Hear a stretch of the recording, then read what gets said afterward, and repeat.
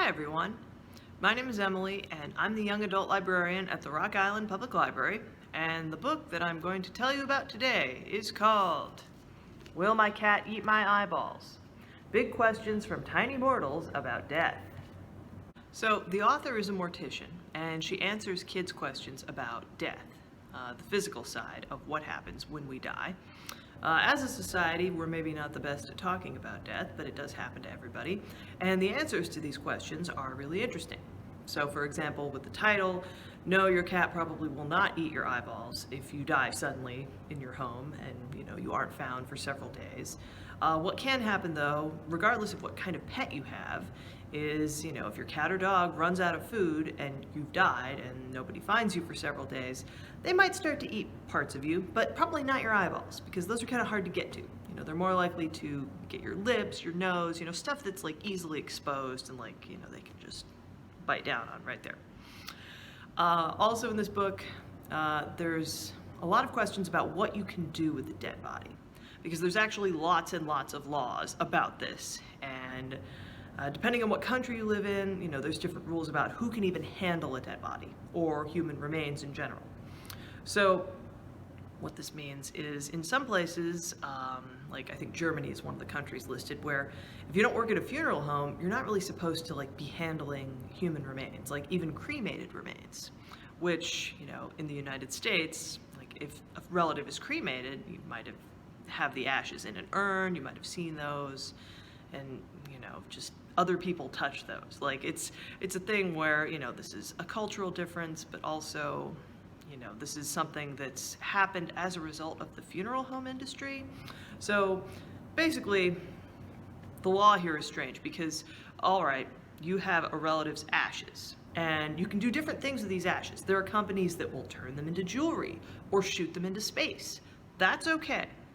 But if a relative says, hey, when I die, it's okay for my family to have my skull, you can't do that. This is not allowed. Even if somebody says it in their will, even if this is their dying wish, the laws regarding owning human remains, this isn't okay. Because basically, once somebody's cremated and their bones are down to dust, they're treated differently than a human skull is, for example. That's treated very differently. And also in this book, another rule about dead bodies, the question is, can we have a Viking funeral, for my grandma? And no, the answer is no. And part of this is in popular culture, the idea of a Viking funeral is you put a dead body in a boat, and you launch the boat onto a body of water, and then you take an arrow and you light the end on fire, and then you fire it into the body, and, maybe it's wrapped in oily rags or whatever. And then, the body catches fire and it burns and the boat sinks. So there's lots of problems with this, as it turns out. Again, not really how Viking funerals work, but also if you did this with a body, it wouldn't get hot enough to really burn. You wouldn't be cremating the body. You'd just be setting the outer layers on fire. And then, once the boat sank, more likely the fire would just burn itself out because, once it ran out of fuel, it would burn out. But even if it burned enough that the boat sank, okay, well now you have a dead body that's half burned at the bottom of a lake or river, and that's not going to be okay. There's lots of laws against that. So depending on what your wishes are for when you die, there are certain rules. Other questions in this book include, why do dead bodies change color? And how does decomposition work? If my dog dies and I bury it and dig it up in 2 weeks, what will my dog look like? And, the answer is different, but still will recognizably be a dog. Another question here is, what happens if the ground is too hard, too frozen to bury somebody? And, the answer nowadays is that we have, heavy equipment that can get into the ground, can cut into even frozen ground and dig a grave. But in the past, we didn't have that. And so what would happen is we would just have to store people until spring. There were these cold houses where, okay, we're gonna stack up bodies and then we'll bury them when the ground gets warm enough to dig. Now, all the questions in this book pretty much are, questions that deal with real stuff that happens. But one of the most interesting questions is a hypothetical question. Like, it hasn't happened yet, and right now we can only kind of guess at what would happen. So the question is, what would happen if an astronaut died in space? How would we deal with that? Because right now people have died trying to get to space and trying to come back from space, but nobody's died while in space.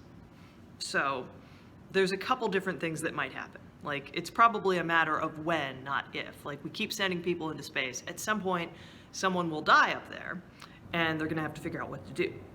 And there's a couple ideas. One idea is that they would do like a burial at sea. And this was a thing, in old times where if a sailor died on a ship, they would, bury them at sea, because it's like, we can't, we're on a months-long voyage, we can't just take the body home, we can't just have it rotting on the ship this whole time. So this is a similar idea to that. Like, basically the body would be launched into space, and that would be it. It would be like, that's your burial, is, you get to, as a corpse, travel the stars until you slowly break down. But another option is, okay, the body would be brought back, but there's not a lot of room on spacecraft. So, like, if we're gonna bring a dead body back to Earth, we need to kind of make it smaller. And there's a way to do this. Like, there's a plan for this, which, we haven't had to do yet, but the plan that could happen in this situation is, let's say somebody dies, like on the International Space Station. They die, and what would happen then is they'd be put in this special bag, and then like a robot arm would extend out from the space station and would like hold the bag. And then the robot arm, would wait until the body has frozen, because, it's very cold out in space. Once the tissue is like totally frozen, arm would bring the body back inside, and then would vibrate it really fast, like basically shake it. And after shaking this frozen body for a while, it would shatter. And it would be, at that point, like a smaller package, basically. Like, okay, we've got some human remains here, but it's kind of like the opposite of cremation. Like, instead of making a body very, very hot, we'd make it very, very cold and break it down that way. So then, it could be returned to Earth, but it wouldn't like be taking up so much space in the space station in the meantime. So it's a really interesting book. And if you like science or, just nonfiction in general, you should probably check it out. It's, I'm bringing it the week of Halloween, but like, it's good any time of year. And it is available through Libby, so you can check it out through that app, or you can get it from the library. So take a look. And thank you for watching. I will see you again soon.